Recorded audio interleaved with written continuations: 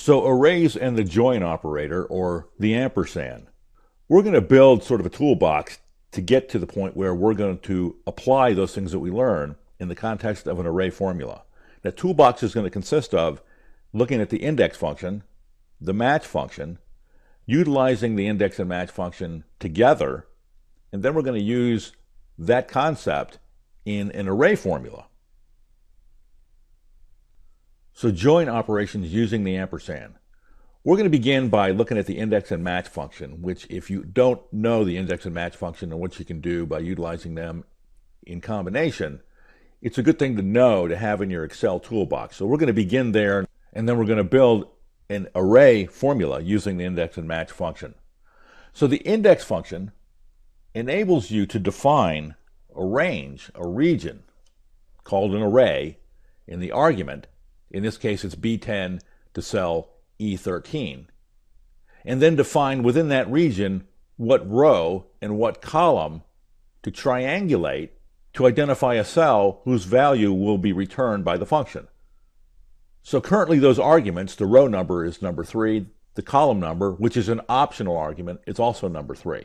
So we're going to begin in the origin of the range, the array B10 to E13, that is in row 1. We're going to go to row 2 and then row 3.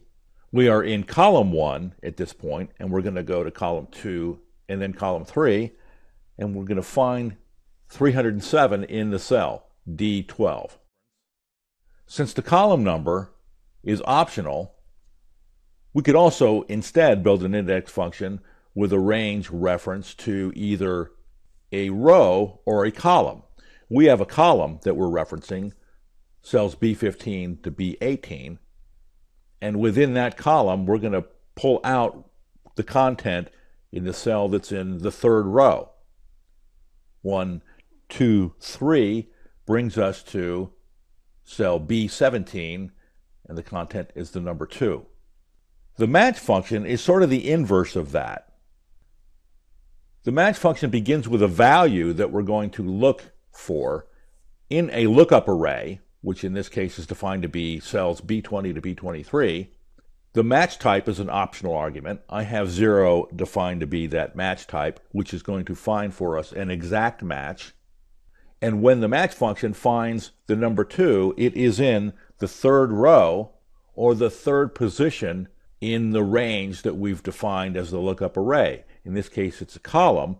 If we defined a row as a lookup array and the number 2 is in the third column, it would also return the number 3. So if we combine these two functions, we can build an index function that's dynamically driven to return the cell that's the intersection of the row and the column that's defined by the row header and the column header. So what does that look like? We've got an index function, and the array that we've defined is cells B25 to B28. The row is going to be defined by the match function, which is going to look for the value in cell G27, which is the number 2. In the region, cell B25 to B28, the number 2, as we already know, is in the third position. This match function will return the number 3.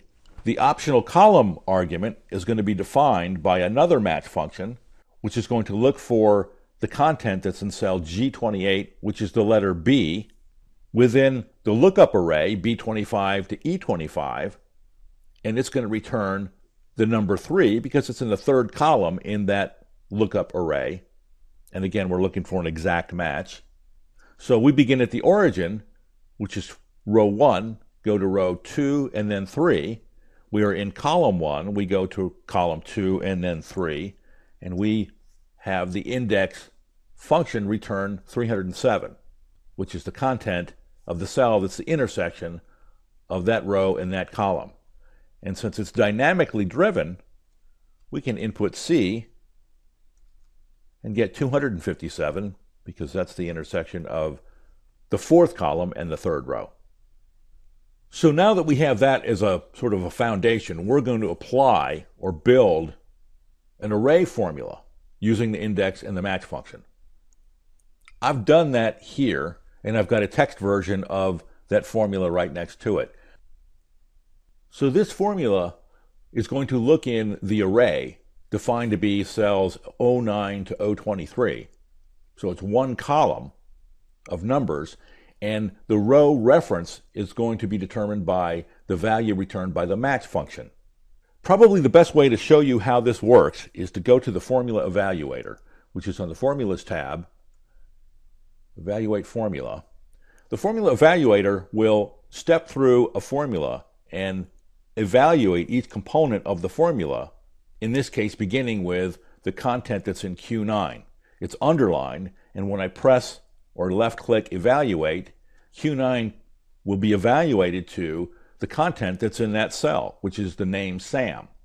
Sam is going to be concatenated with the value that's in Q10.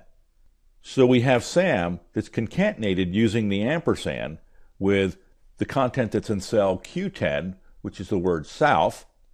I click Evaluate one more time, and the evaluator will actually show us that Sam and South will be connected with the ampersand to create a text string, Sam South. The match function will then look for Sam South in the area that we've defined by concatenating the content that's in cells M9 to M23 using the ampersand with N9 to N23. So when I evaluate that, we have the evaluator display for us the array that's contained within this array formula. The ampersand has concatenated the content that's in each one of those columns, beginning with the first row in the column that has Ron and South, and it has combined those two with the ampersand to create the text string Ron South. The second row has Bob and South.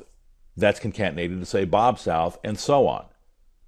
So the match function is going to look for Sam South in this array that we've defined, and it is in the third position. When I click Evaluate one more time, we get the number 3 as the row number in the match function, and the column number we've hard-coded to be the first column. Since we're only looking in one column, or some cells within one column, column O, cells 9 to 23, we only have the choice of really going to one column. We don't have more than one column. And we want to pull out the result from the third row, which is the number 3, where we find Sam South.